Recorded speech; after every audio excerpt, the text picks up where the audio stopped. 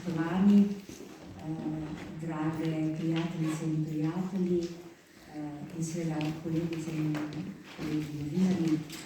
Dobrodošli na predstavitvi knjige Ogenj, ki je zajel Evropo, ki sta jo napisala naša današnja gosta, avtorja dr. Borut Klabljan in pa dr. Gorazd Bajc. Posvečamo Borisu Pahorju, tržaškemu pisatelju, ki praznuje jutri 108. rojstni dan. Kot 7-letni deček je videl plamene in dim, ki se je širil iz gorečega narodnega doma, česar se spominja še danes. Izida knjige se je zelo razveselil in pošilja vam vsem prisrčne pozdrave, avtorima pa čestitke. Z nami je danes poleg avtorjev knjige še urednik Cankarjeve založbe, dr. Aljoša Harlamov. Preden spregovorimo o vsebini knjige, pa dajem besedo akademiku dr. Milčku Komelju. Prosim.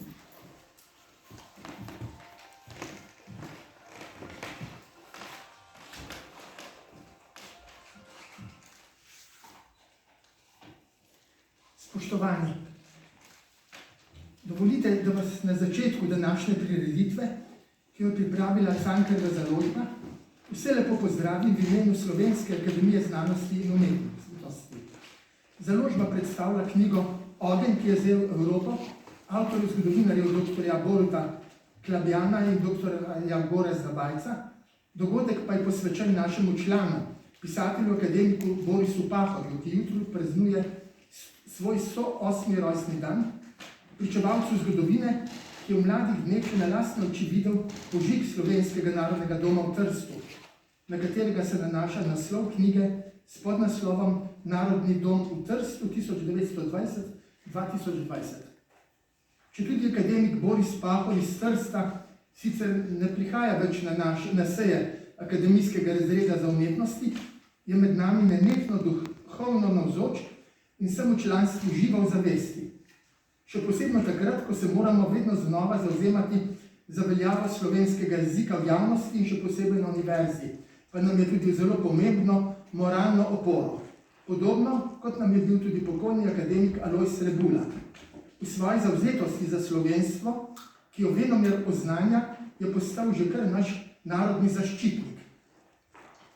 Seveda je Pahor član akademije zaradi svojega zelo pomembnega umetniškega, pisateljskega dela, s katerim je široko prodrl ne le v slovensko, marveč tudi evropsko kulturno zavest, še posebej z romanom Nekropola.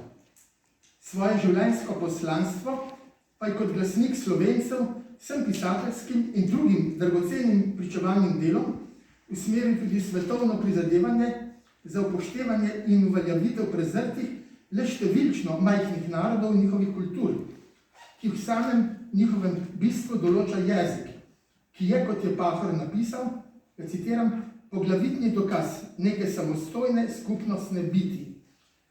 To ontološko pomembnost prirojenega jezika, ga spet citiram, za posamezno narodno skupnost pa utemeljuje ne le sklicevanjem na Trubarja ali Prešerna, ampak tudi že na poglede srednjeveškega Danteja, pri čemer v knjigi Ladja brez krmarja ugotavlja, da morajo številne narodne skupnosti, ki, navajam, se zavzemajo za priznanje svojega jezikovnega osebka, 600 leti za Dantejem v srcu Evrope spet znova dokazovati, kar je on že tako sijajno dokazal, ko je uvidel, da tako v duševnem kakor duhovnem življenju človek lahko zdravo raste in se razvija samo s pomočjo jezikovnega medijuma, do katerega je organsko razpoložen kot do nosilca lastnosti, ki jih je podedoval od svojih roditeljev.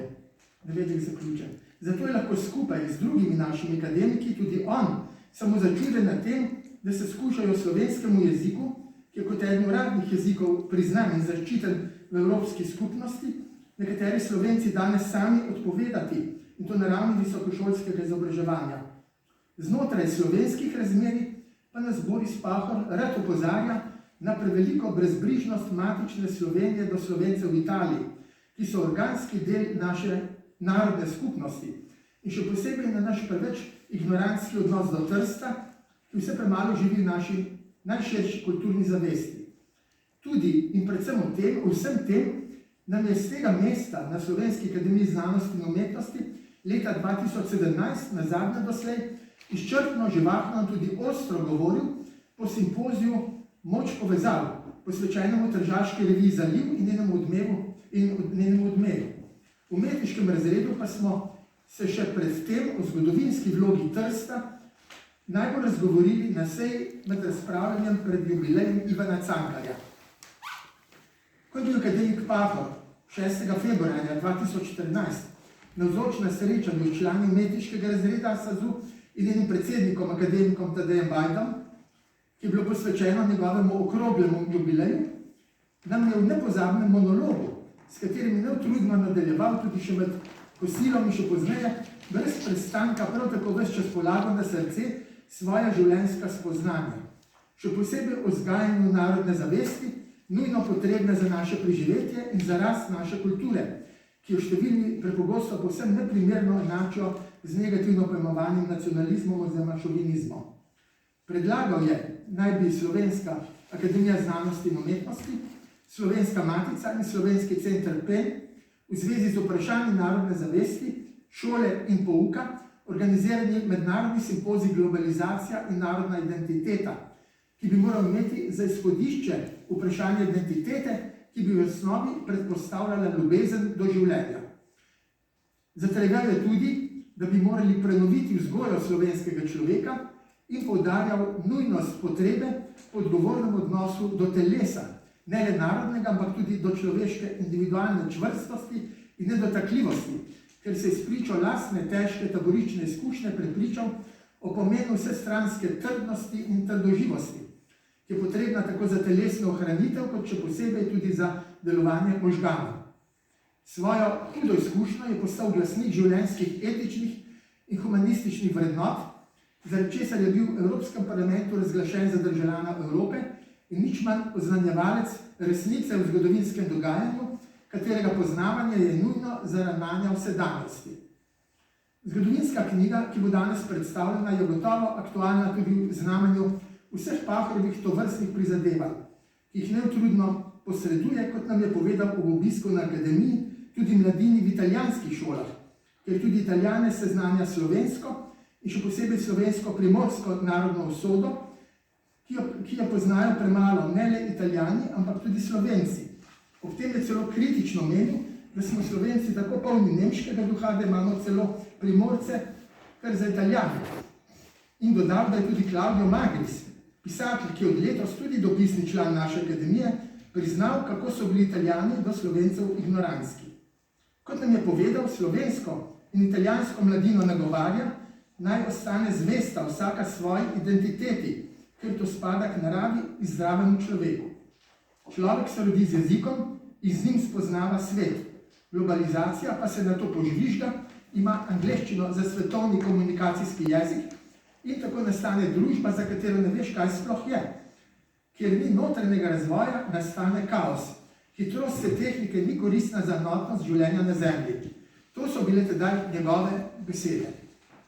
Na vprašanje arhitekta, akademika Marka Mušiča o ravnanju s kraškim prostorom pa je dejal, da bi morali naš Kras ohraniti nedotaknen in bi ga ne smeli prodajati Italijanom. Danes ima akademik Boris Pahor zaradi svojih neprecenljivih zaslug za slovenski narod spomenik ljubljanskem Tivoliju, s katerim stalno prihaja naproti prijatelju Edvardu Kozbeku.